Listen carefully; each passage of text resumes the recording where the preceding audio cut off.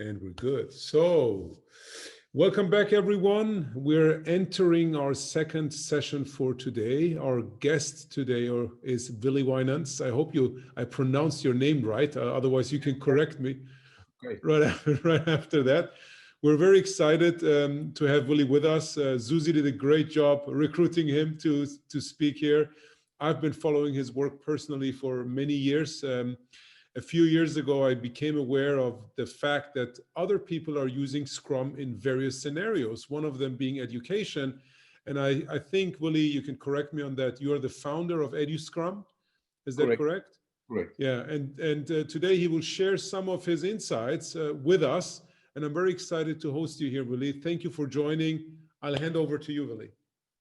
Thank you, Shorab. Thank you, Susie. Thank you all the organization that I may present my what I'm doing here, and not only alone, but with all teachers and trainers in the world about this. I share my screen now, and I will take you along in my presentation.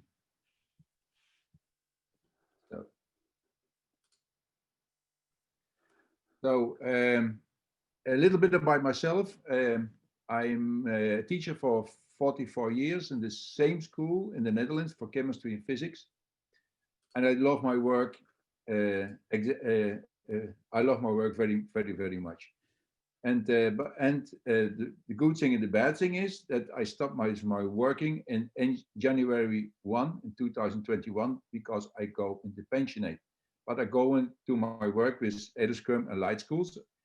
In light schools, I will build my own school in March 2021. That is the planning. But you know, in this world, we don't know. We cannot plan this in the forehand, in the front. So will take some time maybe. So sorry, where I can go to my next. Oh yeah. So we are living now, especially in this world, in a VUCA world. We must be adjust in this world in a good way, in an agile way, and not only in the company world and the whole world we are living in, but also in the educational stuff. And you see on the picture left behind the black and white picture, the school system 100 years ago was sitting in rows. But nowadays, we are still sitting in rows. A lot of schools in the world, not in the Netherlands, not where I'm from, not in Germany, but all over the world, you're sitting in the rows. And we have to change our educational system. This educational system is out of the industrial revolution. And at that time, the system was okay. But now in this world, we have to adjust. And now it's not a choice anymore. We cannot say we do everything in person. We have to go online. We have to get a hybrid model or whatever. So we have to adjust it in this way we are working now. So, the title of this keynote is Transforming Education with eduScrum. And really, I don't believe in eduScrum. I don't believe in Scrum. I don't believe in Kanban. I don't believe in tools. Tools can be dangerous when you use them in the wrong way. So I believe in an agile mindset. And when you don't start with an agile mindset in the beginning, and when you have the courage to do this, that can be a problem. A tool in the wrong hands can be dangerous. So, yes. How? Question is how? How can we prepare the students for the future of education with an agile mindset? How? How many of you, how many of us want to make a difference in education, also companies? How many of you want to motivate your students / people, your employees in your companies? And so that is very important that you start asking what is needed. So the why is very important. Why you work in your company, why you have passion and this kind of stuff. So why you have to explain, you have to learn. So if I, as a teacher, cannot explain why I have to learn something is important to connect into the real world, then I cannot expect that they learn something from me. I must be energized then. So it is very important to ask the students and treat them like same level people and human beings, what they want to learn, why they want to learn, and how they want to learn. So we talk about not Scrum, and eduScrum is a tool, but start with an agile mindset. And everybody knows this onion, I think. The tools and the processes. We have the tools and the process, the flips, the Kanban boards, the Scrum boards. And sorry, I go to the, ooh, did a wrong miss button. Sorry for this. Yeah. Or by tools and processes, then we bring it into practice. Then we talk about principles we want to bring in. We create values, and then we create a mindset. But all days, in the beginning, and the old way of teaching is still controlling the system. The teacher tell you about the controlling, how to change it. Then you have to bring in values and principles. And then when all this kinds of stuff is coming up, then you can create a self-organization situation in your classroom, in your company, whatever. So a tool, you see a tool, you can see it, but you don't know what is in the mind. So the mindset, you cannot know what people think. This is much powerful. And in the old days, the what and the how is determined by the teacher. They tell you what you have to learn and how you have to learn with homework. So that is a kind of a do agile. Do agile is a kind of a trick. Yeah, you don't get it. And sorry, again, wrong button. Then explain the why to your students. When you explain the why to the students, they get more motivated. And then when they are in the mindset in several iterations, then they know the why, the how, and the what. And then at that moment, they are be agile. So becoming from do agile, you have to start with it, the theory, into the be agile phase. Next to that, what is important?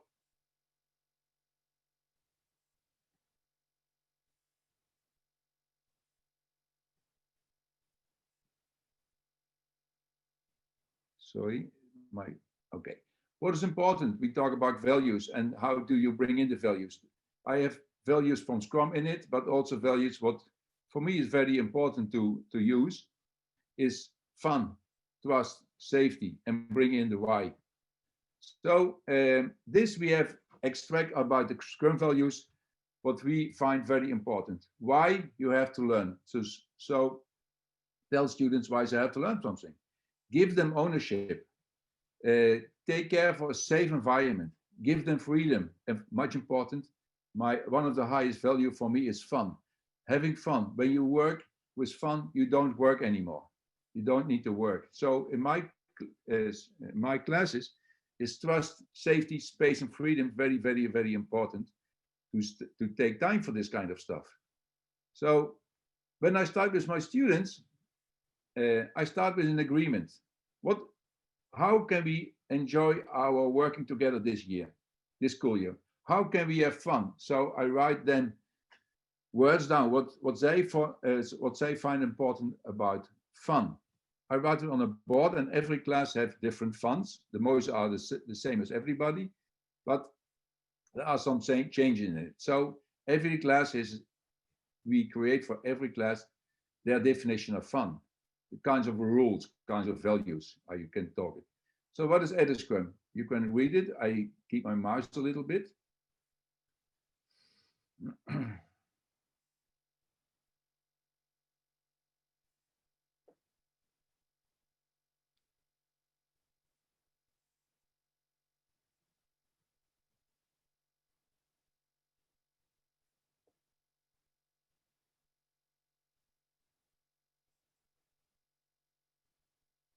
So I can go, and you can find also this text on the website.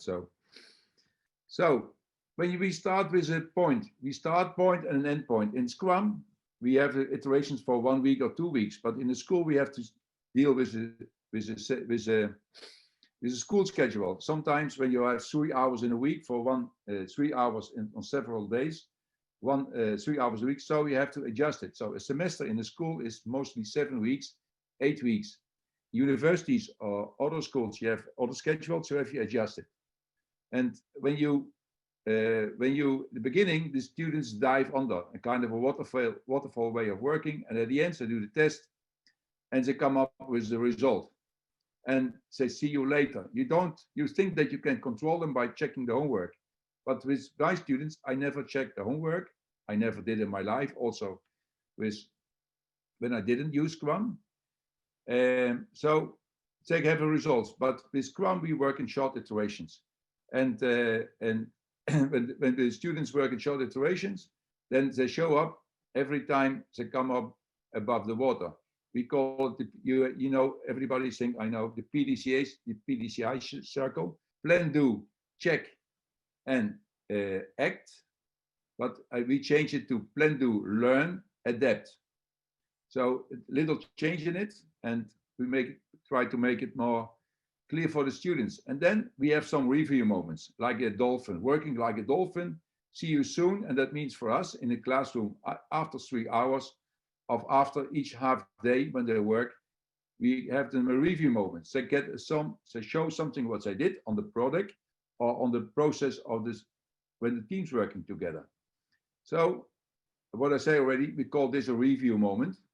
It's a little different from Scrum. So this golden circle, what you see, is from Sinek. I adjust a little bit and I put a heart in the middle. Why I put a heart in the middle? Because that is my passion. Why I teach. And the passion not to be about my passion, but the passion by yourself, the passion by your students. Put on the fire for the students. So as a teacher, I have to take care of the what. The curriculum is fixed, still fixed curriculum. We have to stick to it. We have to listen to it. So the teacher is important for the turn to keep on track on the why, kind of the product owner. The why, he has to explain why you have to learn. Tell it to them. The how is not anymore to the teachers, is from the teams. And they bring it to the teams in this way. So, and what is so important when you bring the why into the teams in your assignment or into project? So you have to take care of the 21st century skills. And the 21st century skills are 15 or 16, a lot. I cannot remember them, I Google them, but I reduce them to 4 C's of education. And it is about communication, collaboration. That is in the process of the students. But what you have to bring in the assignment of the students is why. And the why is important by let them bring in something in that they have a critical thinking about it. Or even creativity, give them freedom. When you give them freedom, you get creativity from your students. But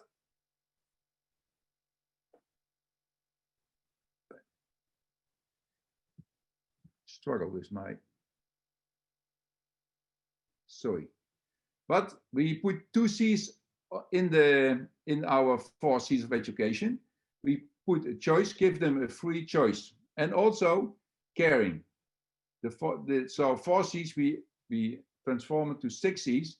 Choice, freedom of choice, what they want to learn, or even when you have a fixed curriculum where you have to work on, give them freedom, let them bring their own interest in it. And caring, do it with your heart, teaching with your heart.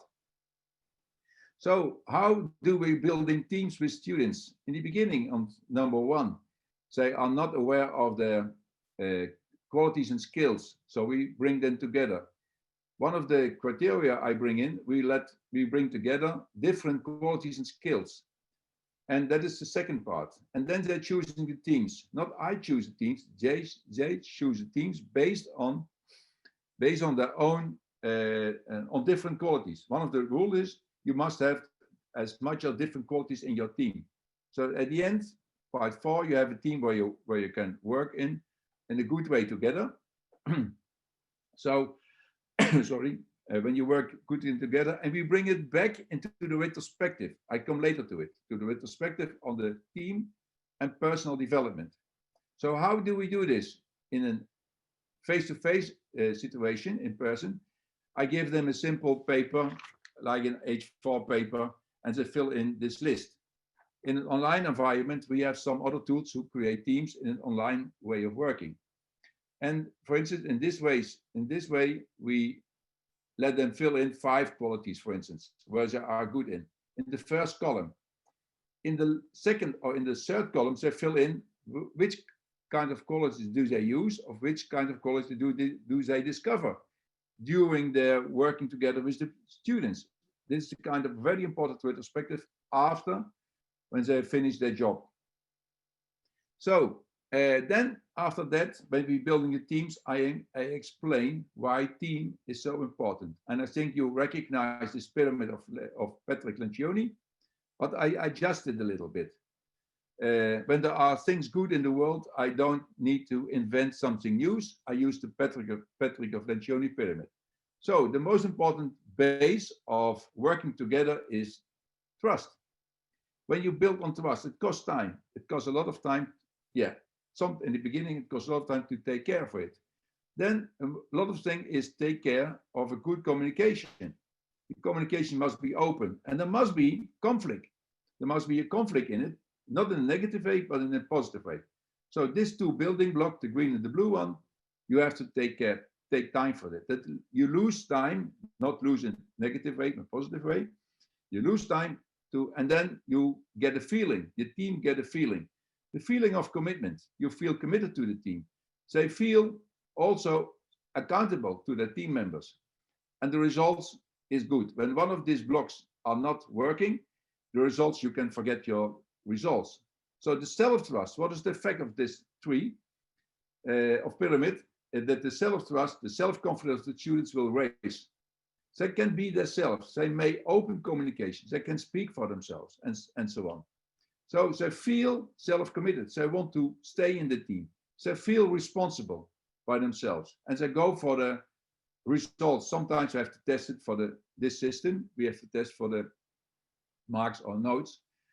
But when you work together in this kind of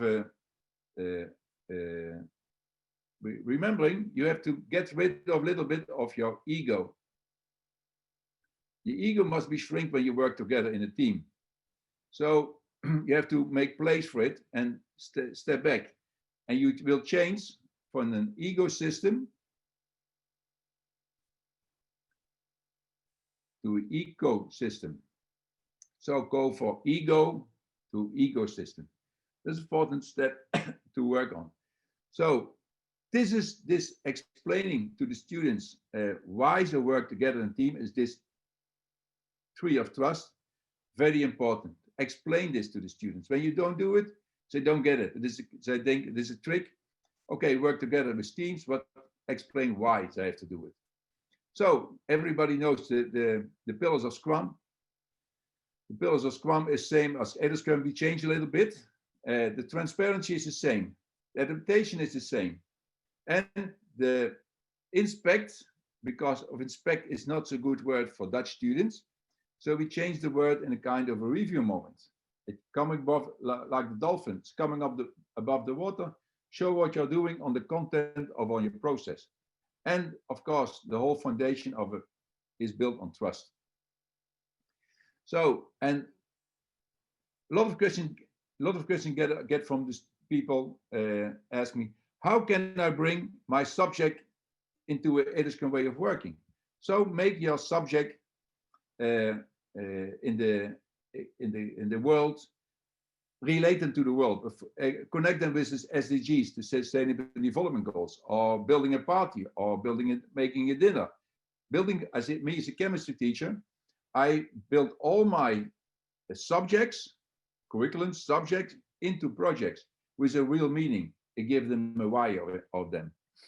So what I use to stay put to the curriculum and focus and dynamics, I use the Japanese symbol of Sangen. Sangen is coming from the Shintoism 5,000 years ago. And it is a real principle. So I use this principle. It works. So I transform a little bit to make a use for it in an educational system. So the square is taking care for the teacher. You have to take care that all the subject and project you bring in stick to the rules of the curriculum. We have to stick to it. And then he must have kind of a focus.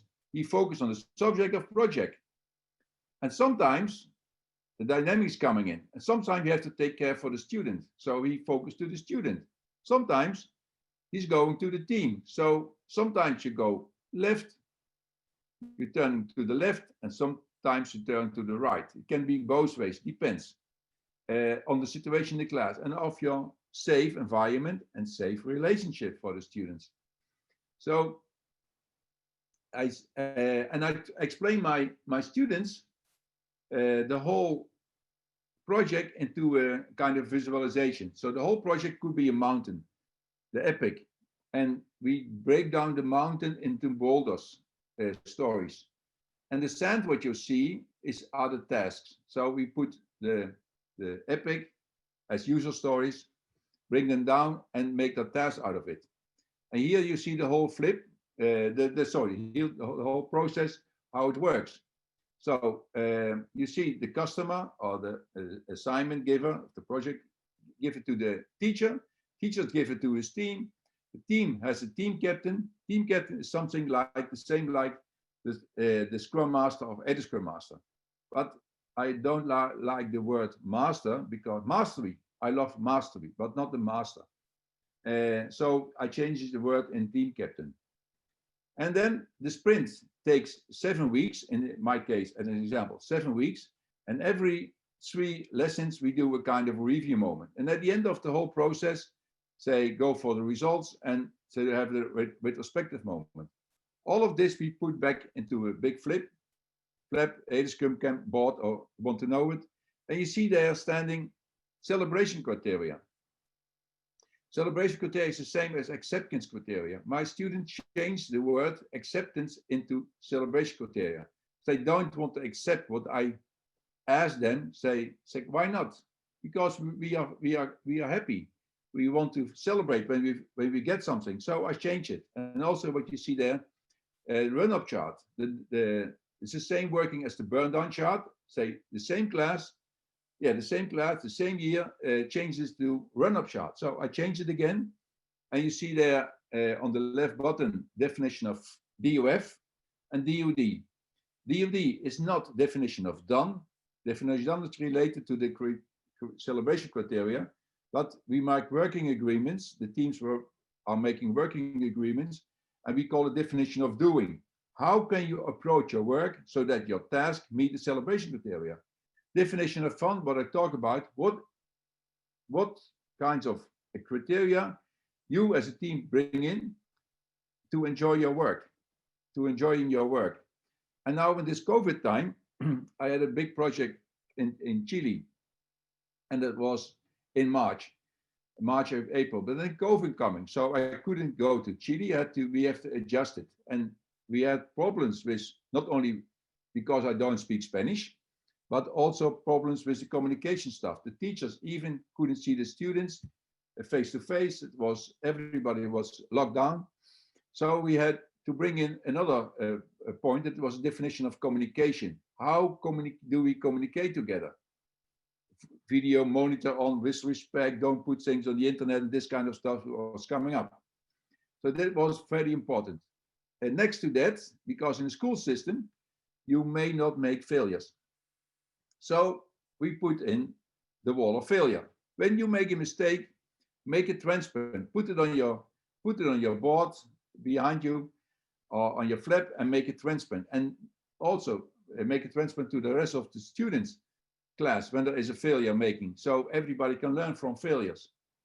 And also a wall of pride. When are you proud of? Where are you proud of what you are doing? You can show it. Show this kind of stuff. You can be proud of what you're doing and show this kind of stuff.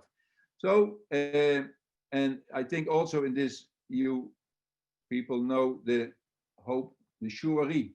Shuri is coming from the Japanese martial arts, the martial arts. A shoe face is listen to the master or follow the rules. The Ha state, they know the rules and they can adjust it, break the rules, and the Re states, make your rules, do it on your own. When the teams are working in this environment, in the Re states, they they become self-organized teams working together in these teams. And sometimes from the restage, you can go back to the has stage or looking back. Okay, what was the rules already again? I forgot them. So also to what we use as in Scrum is the planning poker stuff. In the beginning, we used the small, medium, large, and XL t-shirt model. That's much faster to bring the students in this, give them value to the tasks. And what we're doing, we give points to the task, not story points. Sometimes we give story points, but mostly now to the tasks points. And after that, when the students know how to work with the planning poker stuff, small, medium, large, they get in the refinement and use the Fibonacci sequence about 1, 2, 3, 5, 8, 11, 13, 4, 34, and so on. And they go on with this next step. And here you see my students making their planning, and with the small sticky notes, there will be the task on it. Some examples in my class. You see here, what I use are the planning poker stuff. Sometimes I use the fingers, sometimes I use cards, sometimes I use cell phones. But the cell phones could be a problem because the memory is full, the battery is low. So we have cards also, so or your fingers. You can use it for several ways. So here there are do the planning poker stuff. You little sticky notes with the task on it. It's fully up to them. They plan the whole project in the first 4 hours. 4 hours of teaching, 4 hours of starting a project. So, but I go to the whole process from the beginning to the end. So I get a good overview. And then you see here the student in action when they do the stand up. Beginning of when the start is beginning to do a stand up meeting in first 5 minutes, not 15 minutes, standard 50 minutes, because the class is mostly 50 minutes or 45, 60 minutes. But okay, we do this 55 minutes, and they do it very well in this way of working. Here you see my class working, and then they keep on track. They can see how they are on track. I can see the run-up chart when they are above the line or under the line, and I can intervene when it is necessary. Here you see after the stand-up or at the end of the stand-up, they calculate their points and they fill in adjust their run-up chart. Here you see another picture about stand-up in combination with the stand-up with all of the students, what they are doing. And here, this is a very, for me personally, chemistry. Okay, I teach chemistry and physics and biology, but that's not my greatest item, my greatest passion. My passion is personal development. So at the end of the retrospective, I bring them back, and this is one of the examples what I use. Bring them back to who are you? Who are you? What are your qualities? What qualities do you use? What qualities do you discover by yourself? And how can you, and what do you learn from your students? What do you learn from your other teammates? So all this kind of question on personal and team development is up to the students.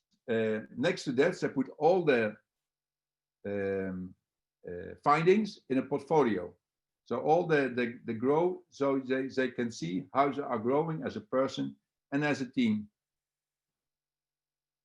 So the results is going up.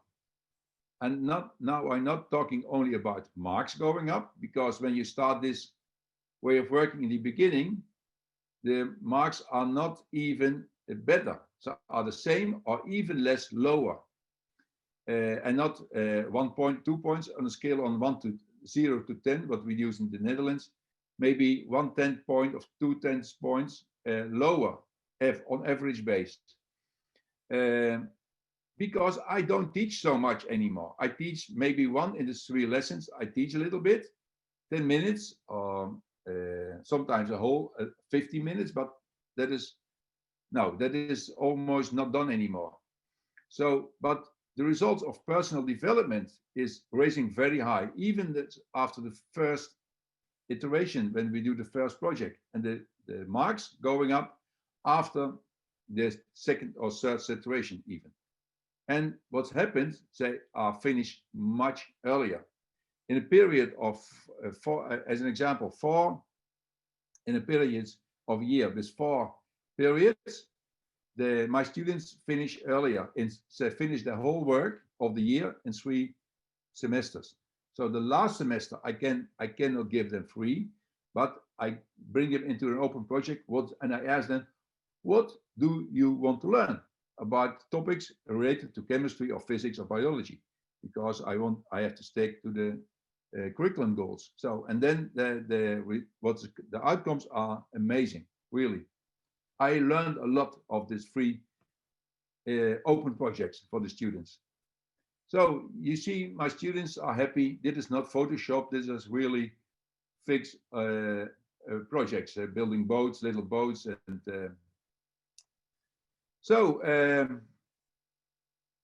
when you understand why you have to do things, everything is in this compass. It's about the why in the middle. It's about trust, culture, about agility, how you can bring it. When you use this kind of values or principles or a mix out of that, you have enough of your compass. You can't go from trust to the why, or from the why to the visible feedback and reflections with several tasks. This compass you can find also on the website. You can download it, and no problem. So this quote I like.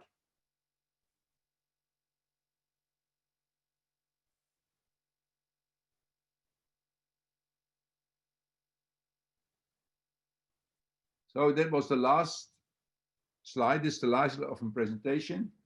We started with eduScrum, and what I say, I transform, going to bring this into Light Schools. Light School is more a foundation, deeper foundation about eduScrum, and that is we work together with the eduScrum as a tool and Light School as a real school way of doing. Thank you. And when there are some questions, I hear the questions and I try to answer them. So first of all, thank you, Willy. And yes, there are a bunch of questions in there. So let's start with the very first question that came like 5 to 10 minutes once you were in your presentation from Afar. She's asking, in school, you have a fixed scope. Now, how do we deal with this? Time is fixed, right? Scope is fixed. And in most Agile projects, we say, okay, you can have a fixed time, but you need to be variable on the scope. Yeah. So how do you do that in school? That is what I told a little bit. We have to, the scope is fixed. The scope is the curriculum. So bring in why you have to learn it, and make from the scope a real project. I give you an example. How to bring in the scope. You know about everybody has a lot of cell phones of computer stuff, and in the cell phones and computer materials are metals in it. So in the curriculum is written, the students must know the chemical reactions, typical chemical reactions about this stuff that we are testing in the exam. So my assignment I give to my students is, everybody student get a cell phone, and you have to figure out how many copper is in the cell phone, the mass percentage. And I give them an old cell phone, and they break this down and say, go really experiment with this kind of stuff. And that is not only that they do the technical stuff, the chemical stuff, that is not my passion. I say, why you have to recycle the cell phones? So I go to the environment, the Wirtschaft, to the outside world. Why you have to recycle the cell phones, and not bringing all the cell phones, what I did in the 80s and 90s and this kind of stuff. Bring all the stuff to Africa and at a junkyard, and put all the cell phones there, and the pollution was heavy there. So we can recycle this kind of stuff. They must give me a report about recycling. Why is recycling so important? That is about the critical thinking part. And also it must be good for the planet, for the people, and for the profit. So when you work something, you have also to gain money. But how do you use this money? In what way? So let them think about this kind of stuff. So this is not only about this, I call it a little bit, without respect, the stupid chemistry stuff. No, it is also about why you have to do it. So I let them think about sustainability, why we have to take care of our materials. Our metals are depleted, and this is only one subject. And I make every curriculum subject, bring it into a project with a why. So bring your subject into a why. Yeah, so if I understand this correctly, this means that there is a lot of pre-work to do on the teacher's side to be able to implement this kind of an educational system, right? So if I go back to when I was in school, which is now 30 years ago, I remember we had some teachers there that were teaching the same thing for many, many, many, many, many years. Now, if one of those teachers, and I don't want to sound like if I have prejudice or anything, like, but if one of those teachers wants to apply eduScrum, they would have to really go not only refine, but really set it up more or less from scratch, how they are meeting the learning objectives. Is that correct? Yeah, correct. So I have to think. So I have to think about the why, and even you can look at your journal. You look what's happening in the world now, and with your knowledge, you can apply it to make a project out of it. In the beginning, it is maybe hard to figure out how can you use it. And now I talk about chemistry, but you can use it for every level: primary school, high school, universities, and give them a real why. And also language, history. Why is it how and combine different projects? Different subjects together. You can combine chemistry with history, with geography. You can combine a lot of subjects together, make a project out of it, and don't talk about a subject anymore, but make a whole bunch of bring them together so students are not separated and divided in the subjects. But we don't talk about chemistry. We are building a sustainable village, for instance. When you build a sustainable village, then you have integrate chemistry with the wastewater. We have built in physics with energy, good energy, sun energy, wind energy, this kind of stuff. And biology, you can get in the recycling circle. So you can bring a lot of ideas. In the beginning, it is maybe hard to figure out what kind of project you can figure out. But when you do it, it will be easier and easier, also for language. Mm-hmm. So if it's just to build up on that before I go back to the questions. So if it's not the same teacher who is teaching chemistry, biology, and physics in your example of creating a sustainable village, that would also mean that you have to foster collaboration between teachers. Yes. Right? Yes. So the same things that we're seeing in organizations that move from silos, once they really embrace agile ways of working and the mindset that you pointed out, that they move away from silos to cross-departmental like collaboration or even like restructuring the whole teams, you would not only apply that to the students, but also to how teachers collaborate with each other. Yeah. At that point, what you're bringing in now, that is a struggle. That is a real struggle for teachers, going for the old way of teaching to the new way of teaching, collaboration, because teachers' collaboration is very hard. Teachers are special people, strange people. I'm the one of 44 years, so I know a little bit about it, but adjustment is difficult. And what happens now is the online trainings, we get people all over the world together with a kind mindset. And when they're joining our trainings or light school, entering light schools, then they feel, hey, wow, I have the same ideas. I have the same ideas. I have the same ideas. So they can combine them together. And then they bring it back into the school with real examples from the world. So be seen, be, wow, my ideas is heard by other people. Not in my school, maybe by two, but now in the world. And then you bring the world back to the school. Collaboration is very, very important. You cannot do this alone. Yeah, this is really cool. So let's go back to some of the questions from our participants. But also Carolina, we're asking, from what age onwards can eduScrum be applied? I'm sure you have experience with this. Yeah. You got yesterday also a new example. I know you can apply it from 6 years old, maybe younger, but from 6 years old kids, you can do it. And also when you want to start with students with an Agile mindset already, you know, kids have an Agile mindset.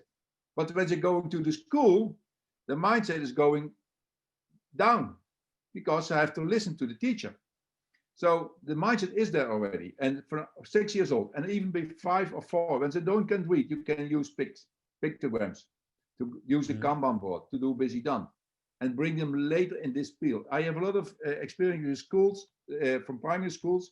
We started with 10 years old, 9 years old, and then we bring it down to 7, 8, 6, until now 5 years old.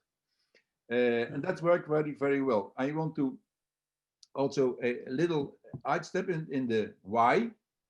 You know, when the little kids between 2 and 4 years old, when they are not in the school, ask a lot of why they have to do it. The little kids ask always the why.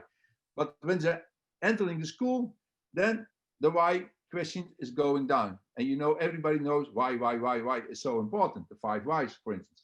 So why is so important? So, and this is slowing down. When they're coming to the school business, because you have to listen to the teacher. And of course, the teacher has to take care of the curriculum, but please listen to the students. They have bring in a lot of new things and creative things, more than me, more than me. That reminds me a lot of the TED Talk that I saw from Sir Ken Robinson, who passed away, I think, this year. Yeah. Where he talks about that we educate kids out of creativity. Yeah. The same applies maybe to the agility, right? Yeah. Questioning things. So let's continue with some of the questions. Peter is asking, what should be the intrinsic motivation to switch from the ego to the ecosystem? You had brought this up in your presentation, the ecosystem, right? How do we, what drives this motivation? Yeah, you know, when it is very nice question, very good question. I love this question. So it happens organically, but the first steps is building a safe environment. So everybody feel free. And a lot of kids have experiences, unfortunately, about bullying and not speaking free. So make a good, safe environment. So everybody must speak out loud, or even when it is not in the beginning not trustful, say it to me, and I bring it into the classroom. I make it transparent, not with saying in names. But that is very important. So when you, and I talk also about this, I explain the same three of us to my students. So when you work together, and you have to step back, because with all of you, you have to go to the end goal and do it by yourself. It is not individually. One of the things to make the students dependent is when the students bring the tasks of the sticky note, for instance, when the task is, for instance, on this sticky note, then every student of the team must understand the sticky note. Then it's only put to done. When it is not done by only by 3 out of 4 or 5, then it is put back to busy. And say, you as a teacher, as of a coach or leader, servant leader, because your role as a teacher will change too, let them bring this sticky note back to busy, because every team member must understand this thing. That's one. Secondly, I have one of the other rules is ask 3 before me. So when a student asks me, do you have a question? So I go to the team. Is there a question? Yes, of course. Did you ask to your teammates? Oh no. Okay, I turn around and go out. So first ask them. So you have to change the culture in your classroom. And then you will see the students are seen by each other. They are valued by themselves. They are be seen. So the intrinsic motivation that happens organically, that's one. And secondly, give them a clear why. Why they have to learn. Why? That is, you have to start with the why from Sinex. So that is not, it is a principle. Mm-hmm. So now you mentioned basically changing the way students act, how they collaborate with each other. And through that, you change the culture in that classroom. my assumption would be you're not only changing that culture in that classroom because you're teaching your students new habits. Yeah. Now, have you seen the students taking this into other classrooms and being the catalyst there and forcing other teachers to adapt their style of teaching as well? Yes, this happens when I talk. Sorry, I teach chemistry, and other teachers take and physics, but in that this mostly is chemistry. And the students coming to me and ask me, "Do you have a white paper?" So and sticky notes because I want to do the same thing for chemistry. Sorry, for physics. Or give me, "Do you have a white paper?" So big flip, and I would do it in my house, in home, for my homework to make it visible. Or when they do a kind of a big project, when they work together with several subjects and disciplines together, they come to me and ask, how can we make it visible? Yes, they bring it into the school, they bring it into the teachers, and the teachers say, and even the teachers say to me, "Willy, can you sit tell that your students will work in my way of teaching?" I say, sorry, no, this is your problem, how you resolve this. The students are working with the flips also in the other subjects. Of course, not in the beginning in all classes. And even when I start this in the first 2 years in my school, in my old school, then we call it open project. So we ask the student, what do you want to learn? What kind of ideas do you have? And really what's happening then, we make teams based on interest. And what happens then, they are really, that's not a joke, they are unstoppable. We have to send them out of the school when the school is closed. Not all students, but I think 60% we have to go out because it is there what they want to learn. What do you want to learn? And when you ask this question in the beginning, you are the teacher, you tell me. It's like, no, I ask you. And it takes time for maybe 4 to 5 hours in not that takes 2 or 3 sessions for 2 hours before they get it done in the mind. Oh wait, really? Okay, that is my story. I let them read it. I let them write the story. As Surab, I want. So what do you want? And what do you want to read? So that I use the user story words to let them think about their own what they want to learn. Really unstoppable. Yeah, this is so good to hear. Now, some other people have shared their experiences as teachers, like Michael saying that he's a teacher from Germany and he just started his first Scrum project in an English classroom, and can only agree with you, Willy, that student outcomes are overwhelming. So it's not only in your case that we see this happening, but also in other places. Now, let me get to a few more questions till the end of our session. One of them is an idea from Nixa. He writes, um, he would be curious how a Scrum guide would be rewritten by kids. Now, maybe you've done that. As you've already changed some of the terminology, did you actually have your kids, have your students rewrite something like the Scrum guide? Yes, I did it because I'm a normal person, and when I of normal, or maybe not normal, but yeah, Yeah, maybe not. But who knows? maybe not. So I asked my students feedback on my way of working, and how can you write your own handbook of eduScrum? And there was one girl that I taught now for 4 years ago, I think. Yes, one girl they make even a three-dimensional board.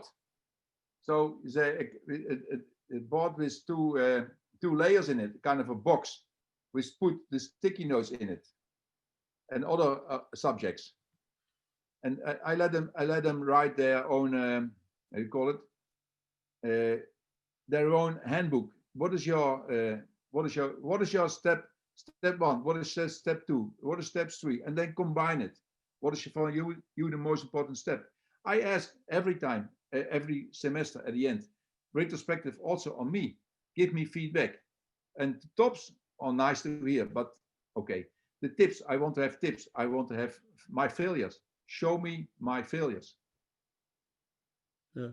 So are some of those handbooks publicly available, Willy? No, No. Okay. So maybe that's a project now. As you moved into being a pensioner, maybe into retirement. Yeah, Maybe that's a good we idea. can take this as an idea, like an Thanks. That's a good idea. I have what I have is a lot of portfolios for the students, how they experience this kind of stuff. And yes, and one of the, I call it, one of the title is Transformation education. Transformation education with eduScrum is one of the titles of the chapter of the book from Springer Books about Agile and lean methods, Agile and lean concepts of teaching and learning. One of the topics is there, but there are two stories about students who write and experience their feeling with eduScrum. And when you read this kind of stories, that is only a part out of it. But when you read part of the two students, but when you read the stories, then you can read what it brings to them, what I learned from it. Yeah. But a good writing a handbook for kids. Yeah, and have kids write that handbook as you do it, right? So yeah. So, Willy, we're getting to the end of our time box, and unfortunately, we were not able to answer all of those questions. Maybe you stick around and answer some of those questions through Slack. I stick around here, yeah. Now, as a final thought, some of our participants are teachers. Many of us are parents, and even those who are not parents, maybe they have nieces and nephews, etc., right? What would be some concrete tips that you would give us to prepare the kids of today for the future workforce? Because we all, I think, can agree that they need a different mindset than what was taught to all of us during our time in school. Like a few final thoughts from your side before we end this session.